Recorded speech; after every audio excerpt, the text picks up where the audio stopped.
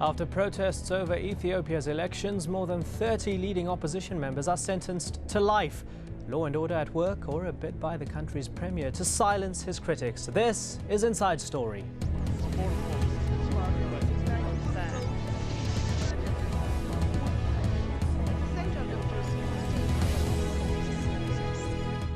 Hello, I'm Imran Garda. Human rights campaigners claim it's outrageous and a major blow to democracy. 35 of Ethiopia's opposition leaders have been sentenced to life in jail, accused of inciting violence during the country's elections 2 years ago. They say the demonstrations, which led to the deaths of nearly 200 people, killed mostly by security forces, were in protest at alleged vote rigging. The government denies any wrongdoing. The elections were won by Prime Minister Meles Zenawi's party, but opponents from the Coalition for Unity and Democracy claim they were cheated out of victory. The leaders on trial, who refused to recognize the court, had faced calls for the death penalty. The US, a big ally of Mr. Zenawi, has intervened to request clemency, and some Western donor countries have reduced aid. Well, one of the charges the government's leveled against opposition members is treason. It accuses them of having ties to Eritrea, a country it fought a bloody war with from 1998 to 2000. It says political opponents have links to Eritrean-backed rebels. It accuses both groups of inciting violence during the 2005 demonstrations and says the unrest was aimed at damaging constitutional order. The opposition denies any association with Eritrea and says the charge is a fabrication. It claims the government provoked the violent protests to undermine its competition. Well, joining us to discuss this are our guests in London, Andargachu Tege, he's member of the Supreme Council of the Coalition for Unity and Democracy, and Martin Hill, researcher on Ethiopia and the Horn of Africa in Amnesty International. Mr. Tege, if I could start off with you first, sir. You've been tried and convicted in absentia. Do you feel it's harsh? Not really, considering the nature of the government and the court they control. They could have passed even the death sentence, so I'm not surprised. You're not surprised? Do you not recognize the legitimacy of the court?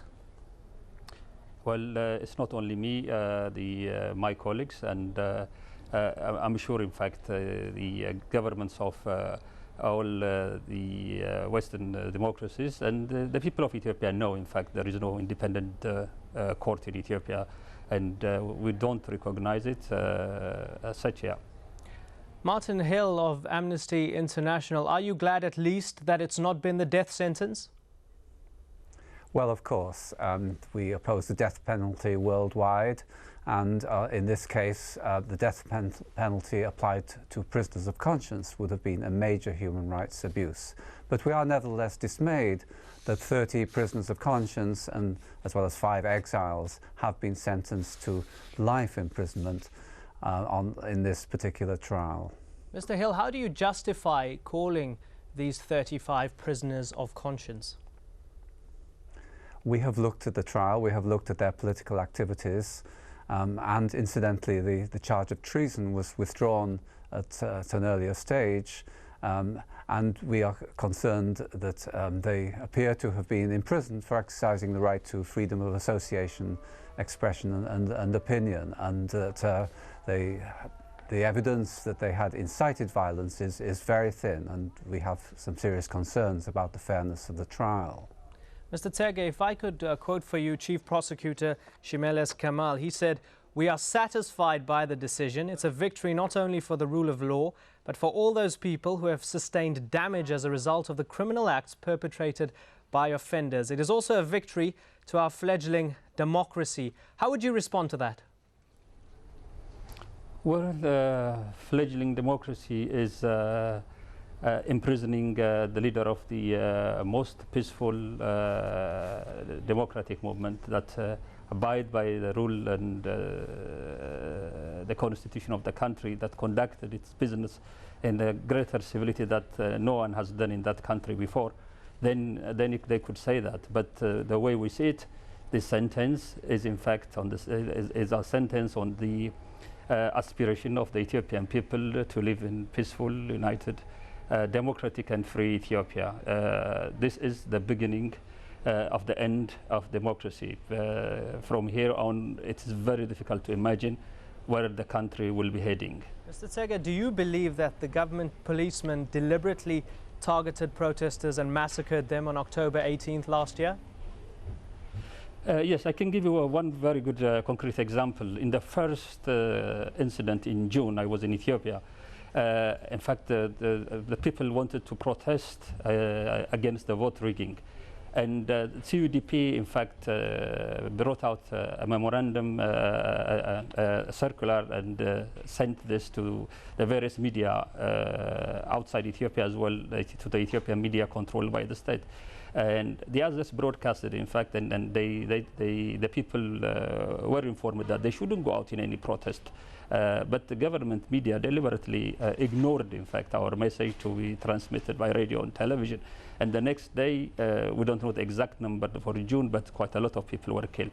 The government, in fact, before this election, had a lot of has organized a lot of ways of controlling protests and demonstrations without using lethal means.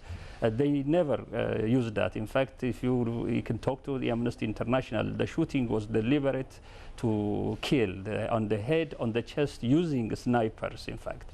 So it was to terrorize.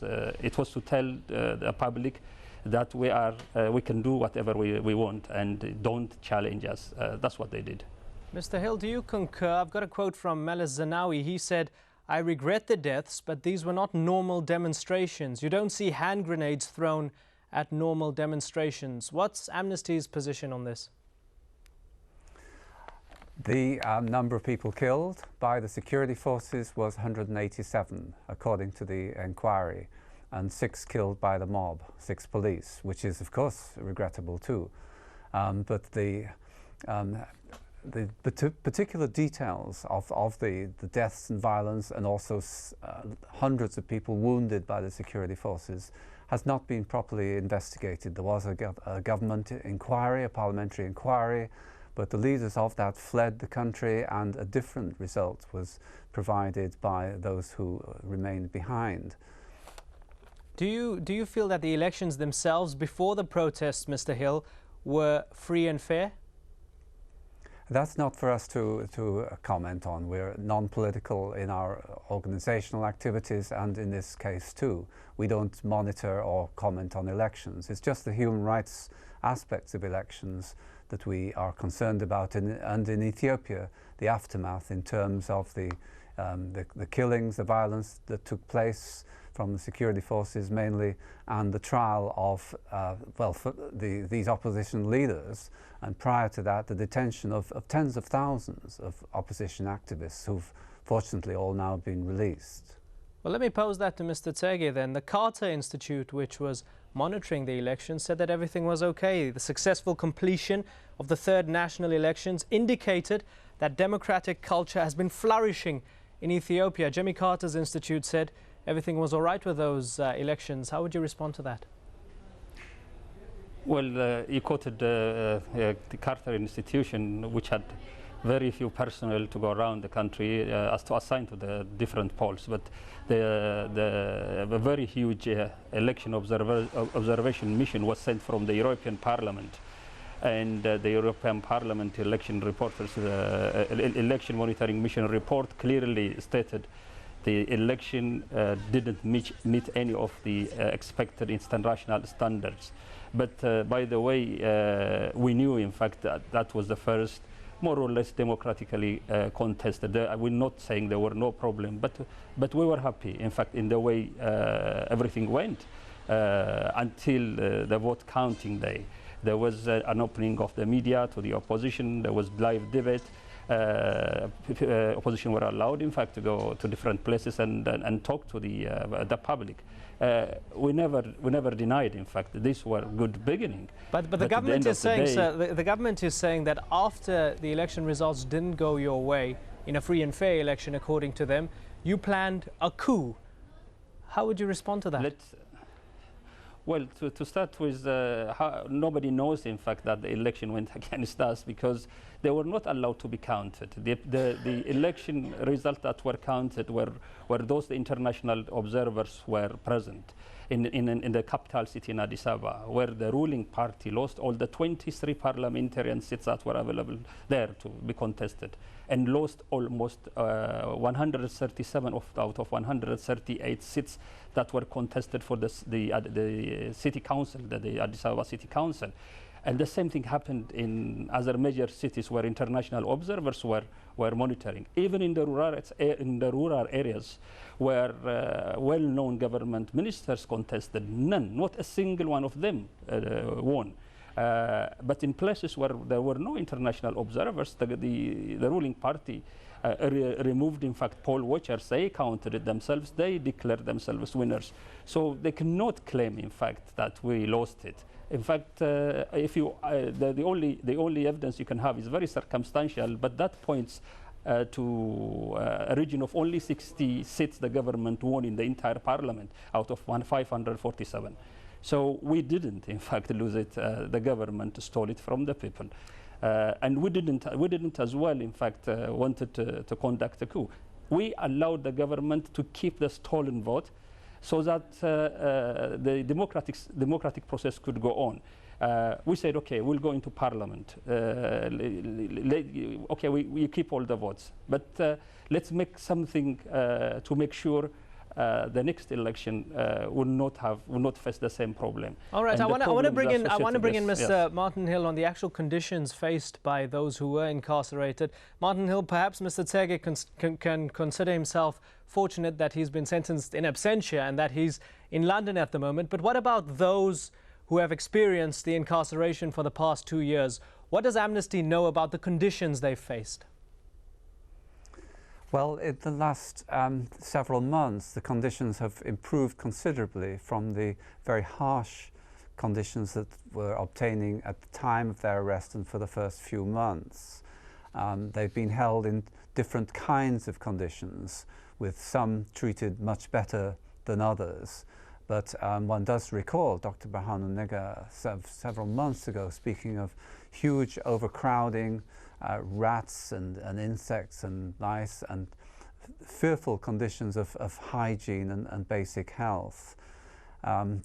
They've made the defendants who did not contest in the trial actually made complaints in court, but some of these were not remedied for a long time, and prisoners had been quite ill before they were eventually given medical treatment. Now the medical treatment is taking place fairly smoothly, but we are concerned that Professor Mesfin Waldemariam, who is 76, has a serious spinal complaint which is worsening. And although others, such as Hailu Shawel, who had eye surgery, have received proper treatment, in his case this has not been apparently done. All right, gentlemen, stay with us. Time for a short break now. When we come back, we discuss the fallout of this perceived crackdown on opposition on democracy in Ethiopia. Stay with us.